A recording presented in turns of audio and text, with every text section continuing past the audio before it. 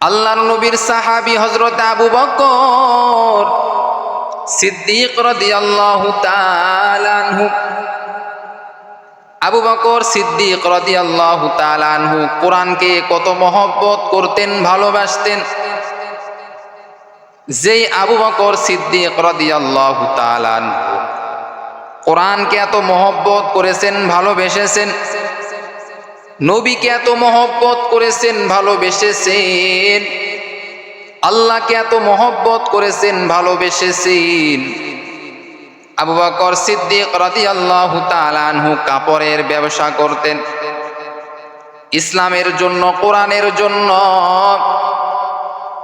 আল্লাহর জন্য তার সব কিছু ইসলামের জন্য বিলীন করে দিলেন।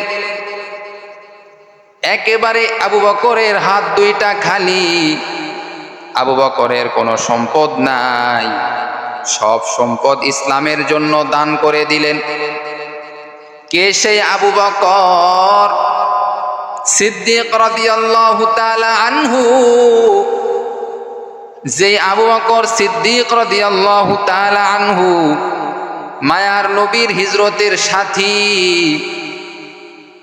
আল্লাহর নবী নিজেই বর্ণনা করেন, যখন আমি আল্লাহর সঙ্গে মিরাজের রাত্রিরে যখন আমি আল্লাহর সঙ্গে মুলাকাত করলাম, মুলাকাত করার পরে যখন আমার আল্লাহর সঙ্গে সাক্ষাৎ শেষ হয়ে গেল, আমি এইবার সপ্তম আসমান থেকে যখন আসতে লাগলাম, যেহেতু আমি আল্লাহর সঙ্গে সাক্ষাৎ করার পরে জান্নাতও দেখেছি, জাহান্নামও দেখেছি, সব কিছু আমি নবী দেখেছি। ওই সময় দেখলাম জান্নাত থেকে আওয়াজ আসতেছে, জান্নাত থেকে আওয়াজ আসতেছে, আবু বকরের আওয়াজ আসতেছে, জান্নাত থেকে আওয়াজ আসতেছে, ও আবু বকর, তোমার জন্য আমরা জান্নাতে রেডি, তোমার মৃত্যুর সঙ্গে সঙ্গে আমরা জান্নাত গ্রহণ করে নিব। সুবহানাল্লাহ। পরে নবীর আশিক উম্মতের দল আল্লাহ তাআলা দুনিয়ার বুকে আবু বকরের নামটা জান্নাতীদের খাতায় দিয়া দিছেন, হযরতে ওমরের নামটা জান্নাতীদের খাতায় দিয়া দিলেন, হযরতে ওসমান গনির নামটা জান্নাতীদের খাতায় আল্লাহ দিয়া দিলেন, হযরতে আলী রাদিয়াল্লাহু তাআলা আনহুর নামটা জান্নাতীদের খাতায় আল্লাহ দিয়া দিলেন। এরে নবীর আশিক উম্মতের দল, একবার মায়ার নবী রাহমাতুল লিল আলামিন সমস্ত সাহাবায়ে কিরামদেরকে বলেন, ও সাহাবায়ে কিরামরা, আমরা কাফেরদের সঙ্গে যুদ্ধ করার জন্য যাব, ইসলামের জন্য যে যতটুকু পারো দান করো, দান করো। আল্লাহ রাসূল পয়গম্বর সাল্লাল্লাহু আলাইহি ওয়াসাল্লাম সব সাহাবীকে যখন বলল, ও সাহাবায়ে কেরামরা, ইসলামের জন্য তোমরা কিছু দান করো, বাড়ি থেকে তোমরা যতটুকু পারো নিয়ে আসো, ইসলামের জন্য দান করো। সব সাহাবায়ে কেরামরা বাড়িতে চলে গেল, হযরতে আবু বকর বাড়িতে গেল, হযরতে ওমরে ফারুক বাড়িতে গেল, হযরতে ওসমান গনিও বাড়িতে গেল, হযরতে আলীও বাড়িতে গেল। যার যতটুকু সমর্থ আছে এগুলি নিয়ে আল্লাহ রসুলের কাছে উপস্থিত হয়ে গেলেন। ও রাহমাতুল লিল আলামিন, আমি যতটুকু পেরেছি আমি সব কিছু নিয়ে এসেছি রে নবী। এইবার মায়ার নবী রাহমাতুল লিল আলামিন হযরতে ওমরকে বলে, ওমর, বাড়িতে তুমি কি রেখে এসেছো এবং কি নিয়ে এসেছো? ওমর বলে, ইয়া রাসূলুল্লাহ, ইয়া হাবিবাল্লাহ, আমি বাড়ির মধ্যে অর্ধেক জিনিস আমি রেখে এবং অর্ধেক জিনিস আমি নিয়ে আসছি আপনার কাছে। আল্লাহ রাসূল এইবার আবু বকরকে বলে, আবু বকর, বাড়িতে তুমি কি রেখে এসেছো আর কি নিয়ে এসেছো? আবু বকর বলো। আবু বকর এইবার জবাব দেয়, ইয়া রাসূলুল্লাহ, ইয়া হাবিবাল্লাহ, আমি বাড়ির মধ্যে যা কিছু আছে সব কিছু নিয়া আমি আপনার দরবারে হাজির হয়ে গেছি। এরে নবীর আশিক উম্মতের দল আবু বকর বলে, ইয়া রাসূলুল্লাহ, ইয়া হাবিবাল্লাহ, আমি বাড়ির মধ্যে কিছু রাখি নাই। আমার স্ত্রী সুই দিয়ে সেলাই করতেছে, এই সুইটাও আমি আপনার কাছে নিয়ে আসছি রে নবী। আমার বাড়ির মধ্যে আমি কিছু রাখি নাই, শুধু রেখে এসেছি আল্লাহ এবং রসুলকে। আমি আবু বকরের ধন সম্পদের দরকার নাই, আমি আবু বকরের টাকা পয়সার কোনো দরকার নাই। আমি আবু বকর শুধু চাই আমার আল্লাহ এবং আমার রসুলকে। এই হলেন আবু বকর, আল্লাহ রসুলের হিজরতের সাথী।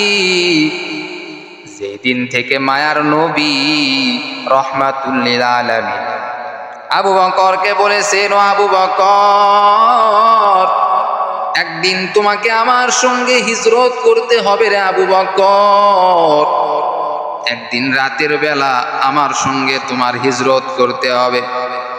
আবু বকরকে এই কথা বলার পর আবু বকর আর রাতের বেলা ঘুমাই না, কারণ মায়ার নবী রহমাতুল লিল আলামিন কখন আমাকে ডাক দিবে, আর যদি আমি সময় মতো যদি আমি আবু বকর যদি না আসতে পারি, আমি আল্লাহ রসুলকে কি জবাব দিব, আল্লাহকে কি জবাব দিব? আমি আবু বকর মায়ার নবীর জন্য অপেক্ষা করব, রাতের বেলা আর ঘুমাইব না। আবু বকর আর রাতের বেলা ঘুমাই না। ওই দিন থেকে আবু বকর আর রাতের বেলা ঘুমাই না। মায়ার নবী এইবার হিজরতের রাত আবু বকরকে ডাক দেওয়ার জন্য আসলো। ঘরের মধ্যে দরওয়াজাতে যখন আঘাত করলো, সঙ্গে সঙ্গে আবু বকর খুলে দিল।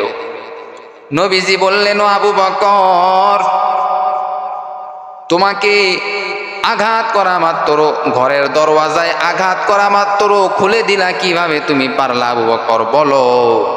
আবু বকর বলে, ইয়া রাসূলুল্লাহ, ইয়া হাবিবাল্লাহ, আমি দরওয়াজার সঙ্গে পিঠটা লাগায়া থাকি, কখন আমার নবী আসবে। আমি আর রাতের বেলা ঘুমাই না, ও নবী, আমি আর রাতের বেলা ঘুমাই না, ও নবী, আমি আর রাতের বেলা ঘুমাই না রে নবী। যদি আপনি আমাকে ডাক দেন আর আমি আবু বকর যদি সজাগ না পাই, তাহলে আল্লাহর কাছে আমি আবু বকর কি জবাব দিব রে? আমি আল্লাহর কাছে কি জবাব দিব? আমি আবু বকর, এজন্য আমি রাতের বেলা ঘুমাই না। এরপরে মায়ার নবী আবু বকরের সঙ্গে হিজরত করলেন, গুহার মধ্যে আশ্রয় নিলেন। এদিকে পিছনে কাফের মুশরিকেরা মায়ার নবীকে ধাওয়া করলো। যখন গুহার মধ্যে আবু বকর এবং নবীজি যখন প্রবেশ করলো, মায়ার নবীর ঘুম লেগে গেল, অর্থাৎ অত্যন্ত শরীর দুর্বল। আবু বকর বললেন, ইয়া রাসূলুল্লাহ, ইয়া হাবিবাল্লাহ, আপনি টেনশন করবেন না রে নবী, আমার পা উরুর মধ্যে আপনি মাথাটা লাগান, উরুর মধ্যে মাথা লাগাইয়া আপনি রেস্ট করেন, ঘুমান। সকাল যখন হয়ে যাবে আমি আবু বকর আপনাকে সজাগ করে দিব। আপনি সারাটা রাত ঘুমান। আল্লাহর রসুলের মাথা আবু বকরের উরুর উপরে রাখলো। আবু বকর সারাটা রাত মায়ার নবী রহমাতুল লিল আলামিনকে নিয়ে থাকলো। এর নবীর উম্মতের দল আল্লাহ রসুল ডাক দিয়া বলেন, ও সাহাবায়ে কেরামরা, গোটা দুনিয়ার মানুষের আমল যদি এক পালাই দেওয়া হয়, আর আবু বকরের হিজরতের আমল যদি এক পালাই দেওয়া হয়, ওই হিজরতের রাতের আমল যদি এক পালাই দেওয়া হয়, তারপরেও আবু বকরের আমলের পাল্লা ভারী হয়ে যাবে। আবু বকরের আমলের পাল্লা ভারী হয়ে যাবে। ও সাহাবায়ে কেরামরা, চিন্তা করো, ওই আবু বকর কেমন আমি নবীকে মহব্বত করেছেন। আবু বকর ঠান্ডা মেজাজের সাহাবী ছিলেন, আবু বকর সিদ্দিক রাদিয়াল্লাহু তাআলা আনহু ঠান্ডা মেজাজের সাহাবী ছিলেন, কিন্তু হযরতে ওমরের মেজাজটা গরম। ওমরের মেজাজ সবসময় গরম থাকতো। নবীকে কেউ যদি কোনো কথা বলতো ওমরের মেজাজ গরম হয়ে যাইতো। ওমর বলতো তাকে আমি ওমর ছাড়বো না, যে আমি ওমরের সামনে নবীকে গালি দিবে আর আমি ওমর চুপ করে থাকবো, এটা কখনো হতে পারে না। আমি ওমর কিন্তু তাকে কখনো ছাড়বো না। এরে নবীর আশিক উম্মতের দল, একবার আল্লাহর নবী এবং আম্মা জান আয়েশা সিদ্দিকা রাদিয়াল্লাহু তাআলা আনহা,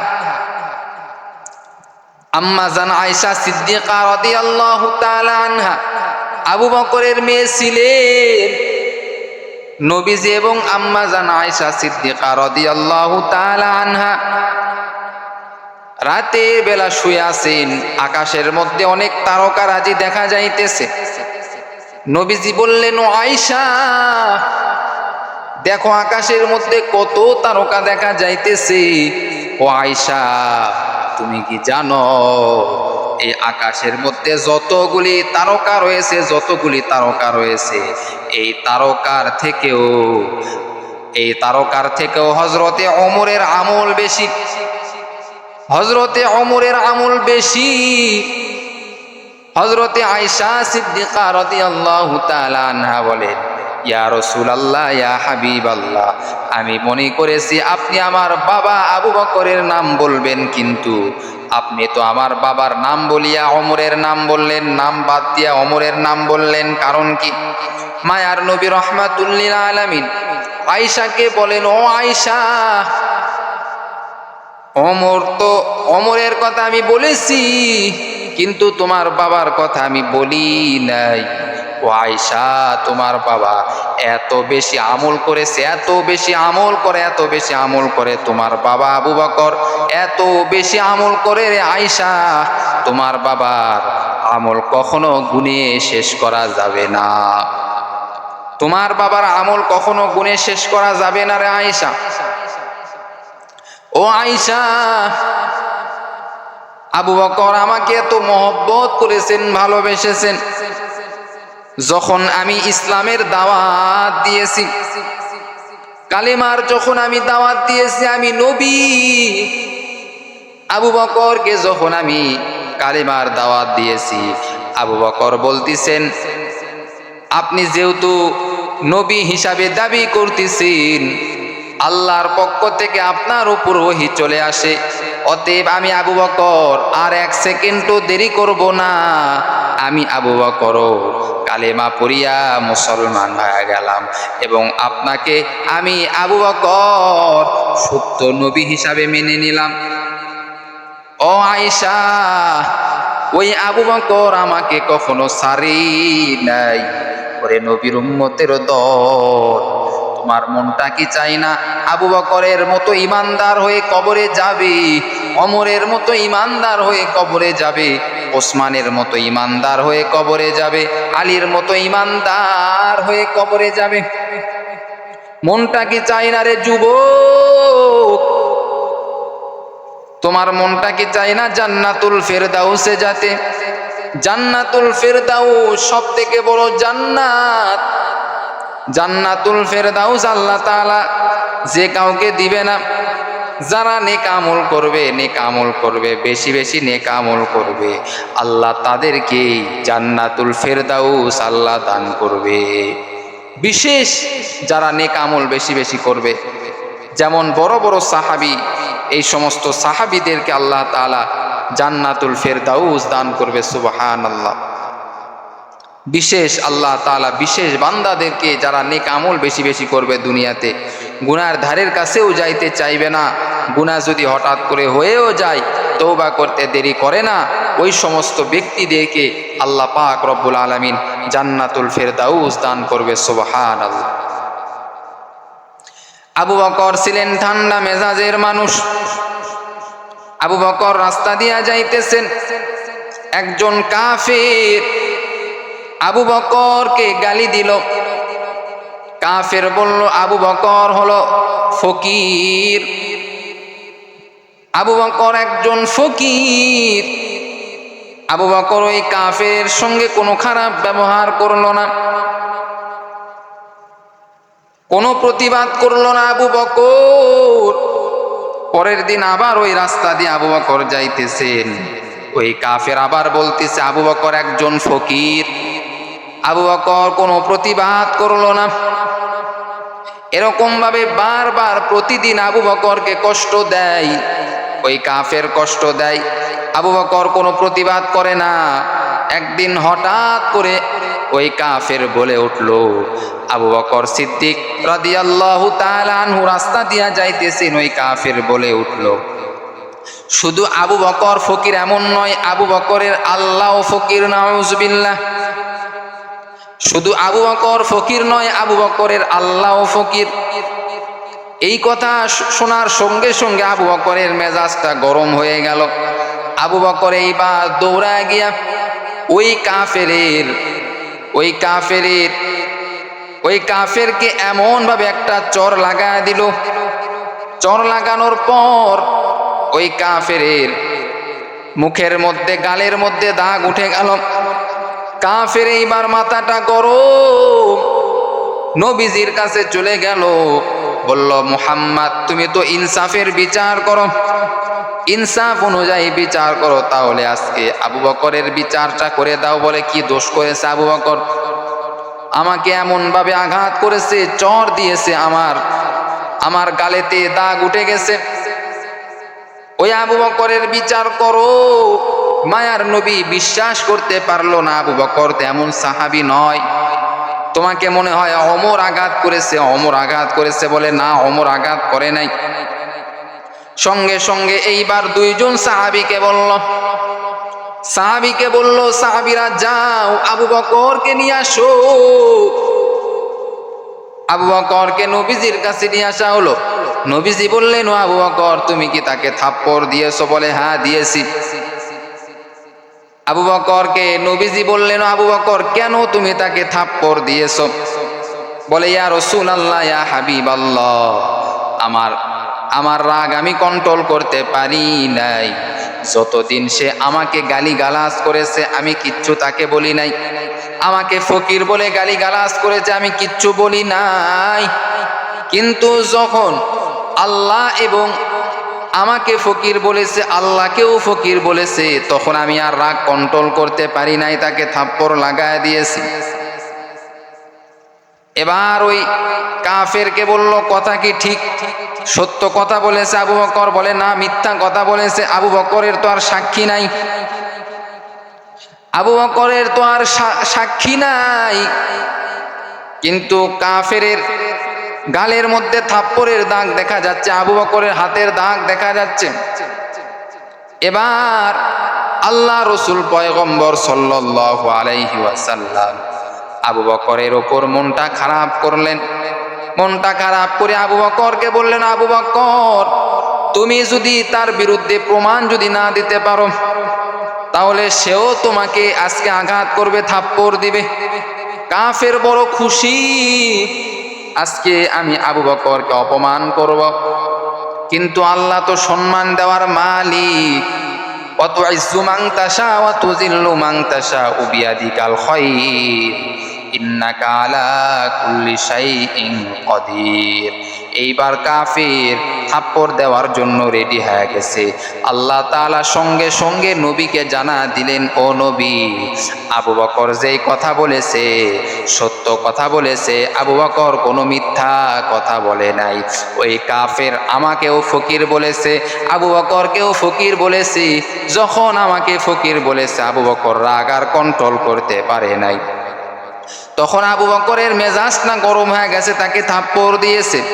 ওহির মাধ্যমে যখন আল্লাহ রসুলকে আল্লাহ তাআলা জানায়া দিলেন, মায়ার নবী এইবার বুঝতে পেরেছেন।